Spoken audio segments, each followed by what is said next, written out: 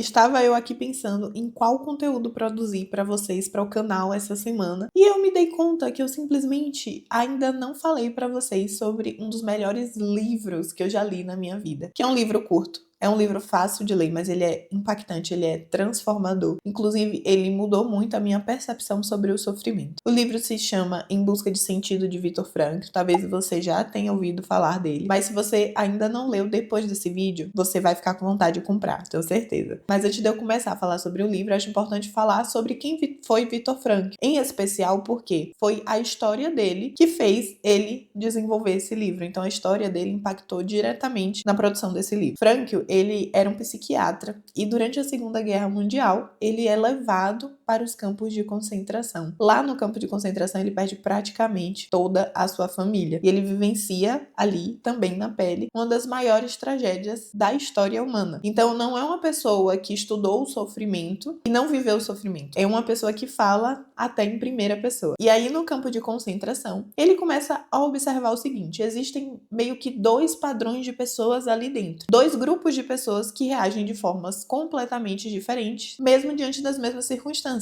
que é estar isolado ali, vivendo aqueles sofrimentos diários dentro de um campo de concentração. Então existiam pessoas que simplesmente sucumbiam ao sofrimento, se entregavam e não queriam mais viver, desistiam da própria vida, e existia um outro grupo de pessoas que queriam lutar, que tinham esperança, nutriam esperança, queriam sair dali. E ele começa a se perguntar por que pessoas, diante das mesmas circunstâncias, elas reagem de formas completamente diferentes. E é isso que futuramente vai se transformar na logoterapia, que é a terapia que busca tratar o paciente através da busca de sentido. E é também a teoria que vai embasar todo o livro Em Busca de Sentido. E qual é a ideia central do livro? O que Frankl percebeu foi que as pessoas, os seres humanos, eles conseguem suportar sofrimentos muito maiores do que eles imaginam que conseguem suportar quando eles têm um motivo para continuar lutando, um sentido pelo qual ter esperança, um sentido da vida realmente. Tá, Lorena, mas sentido da vida tá muito vago ainda. Eu ainda não sei qual é o sentido da minha vida, todo mundo fala de propósito, de porquê, de coisas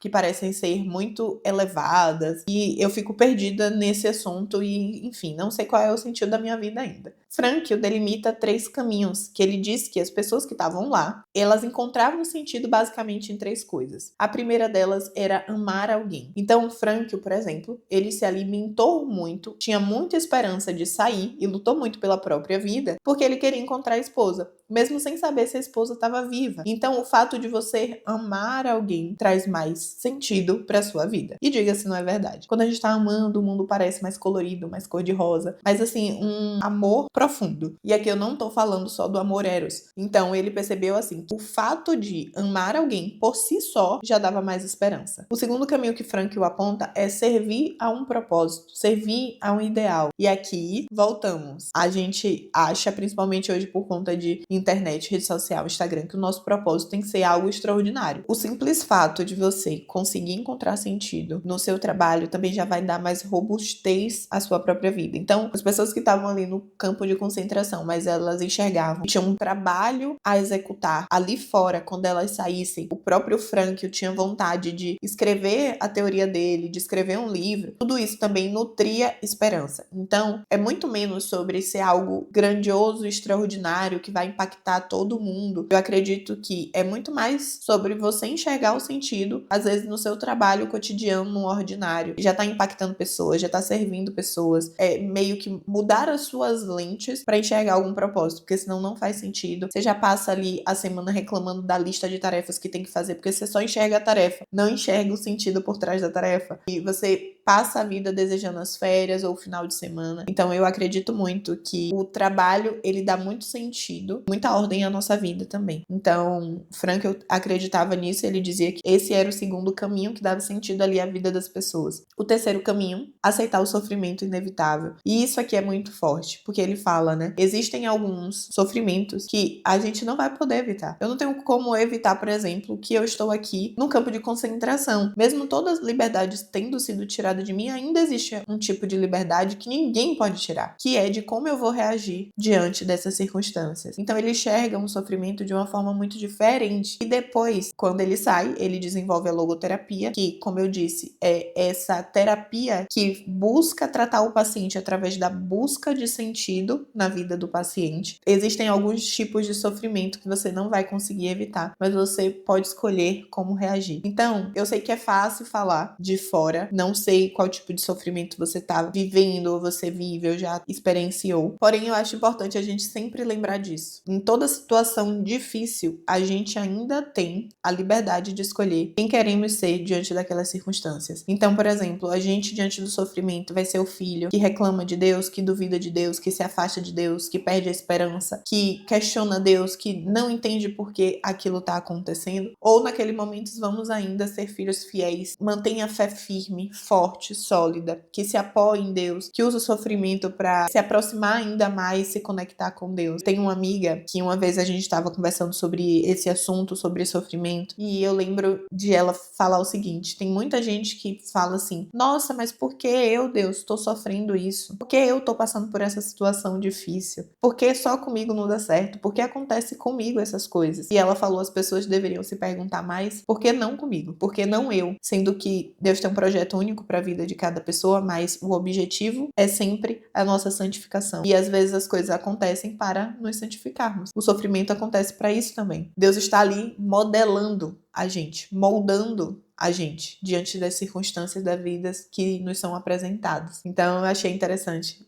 esse olhar dela também, de a gente questionar menos Deus nos momentos de dificuldade, de sofrimento, porque isso mostra até que a nossa fé, ela é uma fé iniciante, ela é uma fé mais frágil, que tudo duvida, que tudo questiona, que não nutre esperança, que não simplesmente não acredita. Mas enfim, o objetivo do vídeo não é esse, é exatamente a gente, acho que se vocês puderem tirar uma única lição desse livro, né, é sempre quando vir o sofrimento ou a dificuldade, você lembrar que apesar de você não controlar esse problema que chegou até você, ainda existe algum tipo de liberdade de você escolher quem você quer ser e como você vai agir diante dessas circunstâncias. Então fica aí a minha recomendação de leitura para vocês. Se você já leu e teve algum outro insight, algum outro tipo de percepção que você queira acrescentar, deixa aqui nos comentários. Não esquece de compartilhar também esse vídeo com um amigo para que ele leia também esse livro com você. E, gente, não esquece também de curtir o vídeo e de se inscrever no canal para você receber os próximos conteúdos. Também deixa aqui nos comentários os assuntos que vocês querem que eu traga, algum tipo de livro que vocês querem que eu comentem, tipo de conteúdo que você quer me ver falando, ver minha perspectiva, tá? Eu vou amar acompanhar. Beijos no coração, até o próximo vídeo.